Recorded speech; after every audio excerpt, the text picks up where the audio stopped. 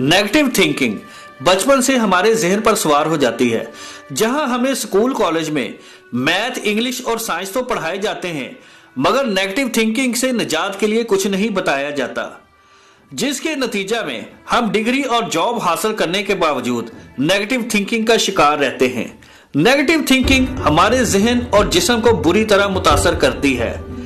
इसका सबसे ज्यादा असर हमारे जहन पर होता है, जिसकी वजह से हमारी तवज्जो जरूरी चीजों से हटकर गैर जरूरी बातों पर चली जाती है और हमारी तख्लीकी सलाहियतें कम हो जाती हैं और हमारा जिस्म और जहन में हर वक्त एक गैर जरूरी हलचल सी रहती है, जिसके असरात थोड़े ही अरसा में सर दर्द, डिप्रेशन, शुगर और तरह तरह के नफ्सियाती मसाइल में देखे जा सकते हैं। अब सवाल ये पैदा होता है कि हमें कैसे पता चले कि हम नेगेटिव थिंकिंग का शिकार हैं। तो इसके लिए जरूरी है कि आप अपनी बॉडी लैंग्वेज पर ध्यान दें। अगर आप महसूस कर रहे हैं कि आपके दांत बज रहे हैं, गुस्से या खौफ की वजह से आपने अपनी लेग्स को क्रॉस किया हुआ है या अपने हाथों को मुट्ठी की शक्ल में बंद किया हुआ है, तो इसका मतलब है आप इस वक्त किसी ना किसी नेगेटिव थॉट में मसरूफ हैं। आप अपनी बॉडी को रिलैक्स करें, अपनी लेग्स को अनक्रॉस कर दें और अपने चेहरे पर स्माइल लाएं और कोई पॉजिटिव बात सोचें। और दूसरा ये कि आपको माइंडफुलनेस की प्रैक्टिस करनी पड़ेगी। जब आप माइंडफुल होते हैं तो आपको ये पता होता है कि आप क्या सोच रहे हो।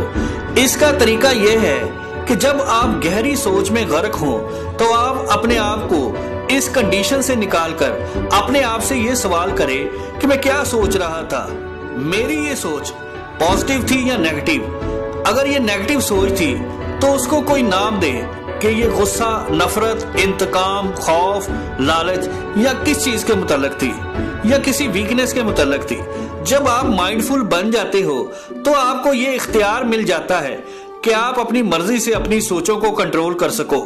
और जब आपको अपनी सोचों पर कंट्रोल आ जाता है तो आप अपनी नेगेटिव थिंकिंग को भी कंट्रोल कर सकते हैं और इस नेगेटिव थिंकिंग को पॉजिटिव थिंकिंग में चेंज कर सकते हैं। नेगेटिव थिंकिंग से बचने के लिए तीसरा स्टेप ये होगा कि आप पॉजिटिव एफर्मेशंस का सहारा लेंगे। एफर्मेशन वो बात है जो आप अपने मुतल्लिक अपने ज़हन में दोहराते हो। मसलन, मैं एक अच्छा आदमी हूं, मैं ये कर सकता हूं या मैं ये नहीं कर सकता।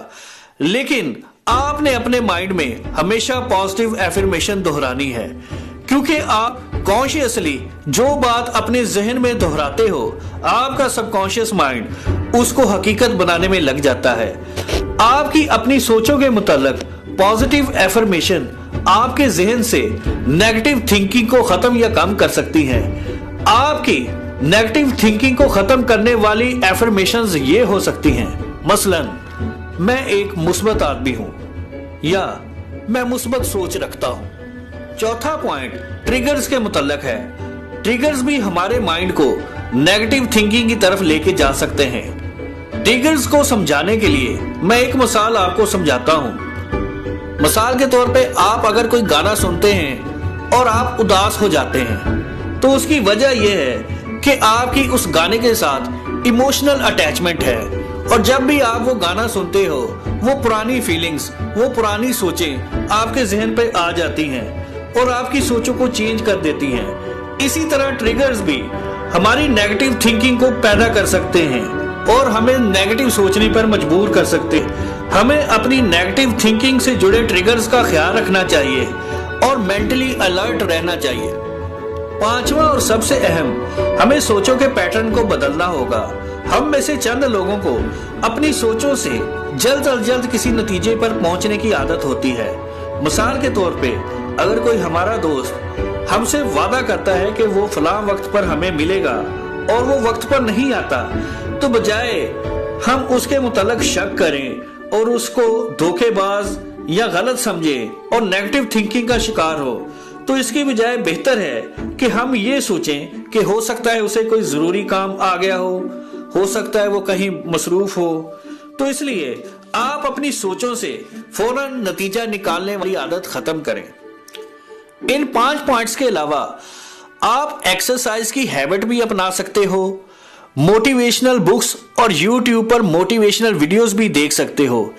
ऐसा देखने से भी नेगेटिव थिंकिंग कम हो जाती है और मुस्बत सोचें आना शुरू हो जाती हैं। और ये भी कोशिश करें कि आपके इर्द गिर्द पॉजिटिव लोगों का हजूम हो, क्योंकि हमारी कंपनी हमारी सोचों को मुतासर करती है और नेगेटिव लोगों की मौजूदगी हमारी सोचों को ऑटोमेटिकली नेगेटिव कर देगी। इसलिए कोशिश करें जितने भी दोस्त बनाएं सब पॉजिटिव थिंकिंग वाले हों।